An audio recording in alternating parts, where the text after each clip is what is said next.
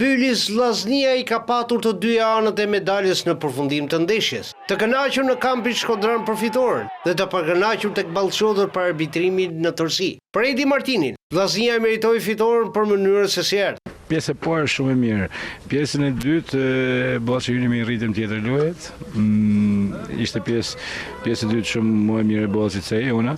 Po gjithsesi që vlen janë 3 pikë sot që është një fushë shumë e vështirë, një fushë e gjithkush e ka të vështirë marr pikë. Presidenti i Bylisit, Besi Kaplanaj, akuzon arbitrimin për një anshmëri, madje duke menduar dhe skenar kundër skuadrës së tij. Dhe në të njëjtën ndihmë me të është edhe trajneri i Ballçodrëve Mirel Ljosa, sidomos për golin e anulluar në fund. Unë kam menduar që u ka filluar loja që 10 minuta e para, ku kemi marrë 4 kartonat verdh, edhe rastet e Vllaznisë pa ndëshkuar dhe që në fund pjesë parë kur ne dilnin 3-2, edhe ishte rast dhe karton dhe ai nuk e dha as faull asgjë.